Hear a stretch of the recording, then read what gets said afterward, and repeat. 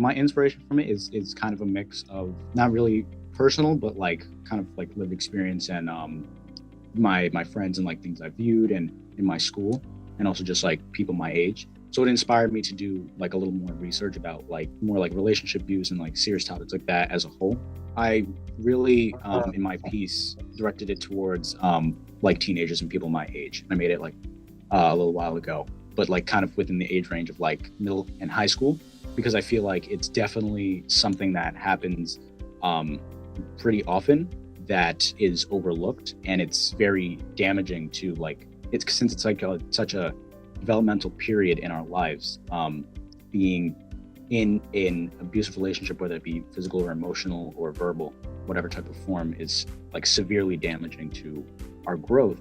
So, you know, I felt that I wanted to make a piece that spoke out about it in order to hopefully try to counter it, even if it's just a little small part for whoever I could get the piece to reach. In my piece, I had the metaphor of like a puppet. And it was like how, you know, how you control a puppet, how you kind of control your partner. And I think having that sort of like metaphor for it and like that very clear, since it's a PSA and it was like relatively short and it's kind of just, you know, kind of throwing it at you and like boom, made sure with editing had like kind of like quick flashes and like things that just like really like attention grabbing. That was partly in hopes of like getting conversation started. So it's not really like the piece wasn't drawn out so that you don't think about it after. It's more like you get a lot of information, you see like these quick things, and then it leaves you to like think afterwards, and then exactly like hopefully start a conversation about it. Because yeah, definitely when you talk about it more, that's when you start to see progress. That's when you start to see change. That's when, you know, things become more out in the open, and it just leaves that thought in people's heads to be on the lookout to like reflect on themselves. Like if somebody needs help personally, if they have a friend who's in an abusive relationship, that, you know, hopefully there's some way to help, essentially. I think it's kind of like how you're saying, a takeaway of how it could happen really under everybody's nose, of whether it be the victim or just like, you know, you look at a relationship and you're like, oh my God, they're so perfect. Like, I wish like that. And then there's really a dark underlying of like what's actually happening. And it creeps up. There's so many different ways that it happens. High school love is like so romanticized. Everybody's longing to be in it. Everybody's like trying to be with somebody. It's like so hyped up, like that a lot of times even like it'll just result in these like really bad situations. It's unfortunate for people who just like really want something that is so like publicized, to then, you know, you get trauma, you get like really hard things to carry on that affect you permanently. So I guess the takeaway I would say is, you know, for one, it's more common than a lot of people think. And it takes on different forms. I think that was definitely something too that, you know, people overlook it when it's like verbal or emotional, but those are like really impactful things, especially at our age. And then, you know, it's very hard. And I think even with my piece, for a victim to acknowledge when that abuse is happening in the moment. So I actually have been there in around the time that I made this. It took like a friend pointing out like, you know, hey, that's a little weird. Like it's this idea of like, you know, kind of blinded by, you know, I think one of my friends told me like a good metaphor about like rose-colored glasses or something. That yeah, in the moment, you know, you kind of make excuses. You're like, oh, it's fine. Part of the time, it's like, you know, you don't want to see this person as that horrible picture. Sometimes it's, you know, you don't think it happened to you. You don't think there's so many things about like this psychological feeling of like, oh no, it's not there. But really, it's like, it takes like that person to kind of reach out to you. It takes like that really like hard, thorough analysis to be like, you know, come to that really unfortunate conclusion, and then how to proceed after that. So I think really the point of this is like for it to be, like you said, a conversation starter of like, whether it be a personal conversation or a conversation with a friend or a family member or a professional. Yeah, I would say that this piece opened up my eyes, that it was sort of a friend who originally pointed out like some problems in the relationship I was in. And I felt the need to almost to pay it forward. There's actually this term I learned after, but catharsis, of like that sort of relief of like putting it out. So it did help, with my own personal struggles. And something that's really important to me is, I'm really strong on like helping. And especially with film, I make film in order to put out messages, in order to like show hard truths. Because I've made other things like with narratives that even though since the PSA could be more on the nose, and I felt like this topic should be more like on the nose, steadfast, and like boom, so you could really leave with that. But then there's other things that, the overall thing is like a message. So I think it helped me sort of get together my thoughts in a way that I didn't really take the time to before. And it also allowed me to hopefully pay it forward. So there's other people out there that I know that are going through this, that I've seen, that even in my school that I don't know, but that are probably having the same situation in other schools around me, whoever can see it, to have that same kind of process. Definitely say that there were times that I was self-conscious or kind of like hesitant to put my thoughts forward. That's definitely something that this piece helped me to sort of get over, that allowed me to then continue to be more vulnerable with future work.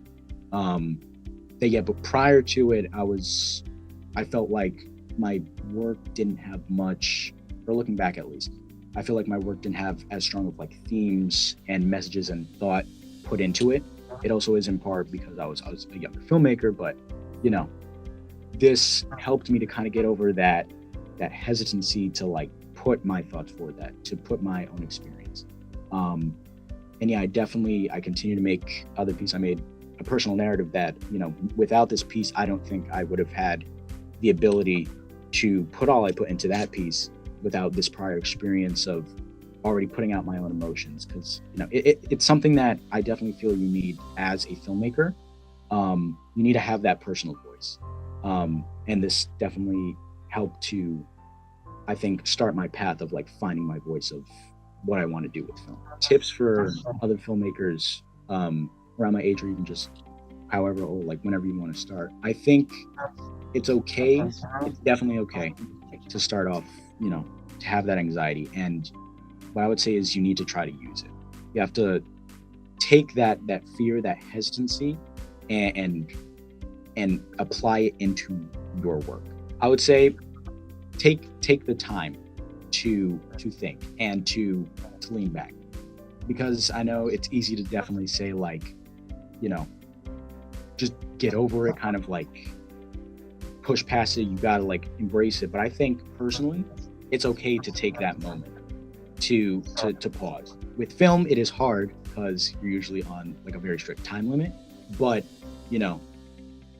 I think starting a piece is a lot, because there's always going to be things that's going wrong. There's always going to be things that want to stop you, and it doesn't completely go away. That anxiety, that hesitancy to put yourself into your piece, or to put your thoughts and your true feelings in a piece, it doesn't really ever go away. Because there's always a new thing. There's always going to be different battles, different messages to say.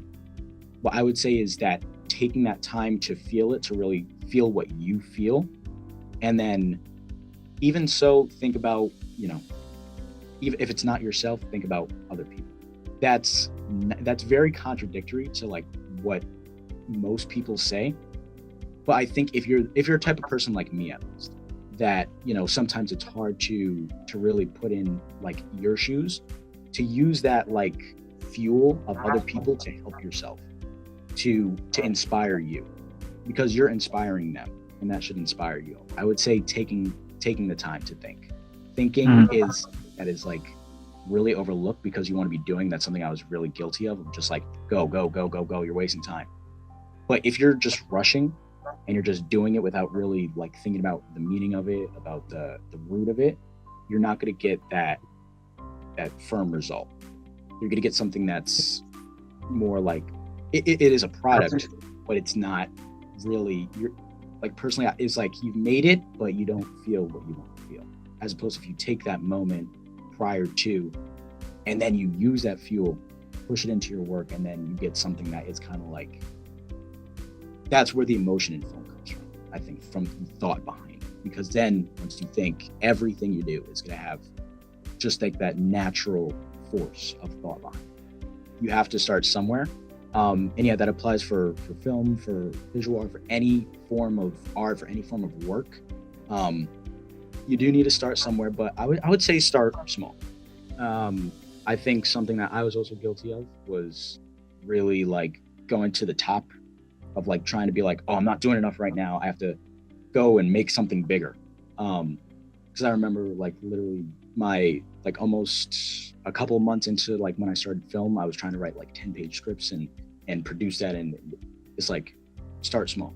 And I would say do little things, like really tiny things, um, to help embrace whatever it is, whatever path it is that you're going on. So just using the example of film, like for 5 minutes when you first start off, just go on your camera and take a picture of something you see. And that was an exercise that I did of just like something that captures your eye. Doesn't don't even like worry about compositional rules and is it just do it. Just real simple like that. And then from there you could build it up and think about like what is in that, what are you trying to say, why did it catch your eye? And that's, you don't even have to write it down, you could think about it, but that helps you.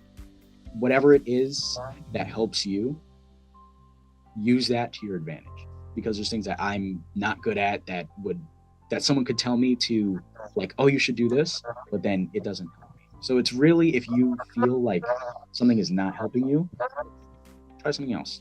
But just, it's that idea of keeping on going, starting somewhere, even if it's real tiny. Real tiny is better than like absolutely nothing. um and real tiny gets you to somewhere bigger and to keep making big things. And if that's your dream, then that'll help to add to it. Finding finding the thing that you love is very satisfying, but also um very deterring at times, I think. Because when you really love it, then you're taking it like really critically. So there's a lot of ups and downs all the time. And I think, I'm still in the process of this, of like, you know, things are not always the best. Things are not perfect. Things are not how you want them to be. Um, but just keeping on going. And when you love something, that the reason that you feel that type of way, if it's negative or you're like deterred, is because you care about it so much. um and I think you just trying to use it, it's much easier said than done. Because I'm still not even there.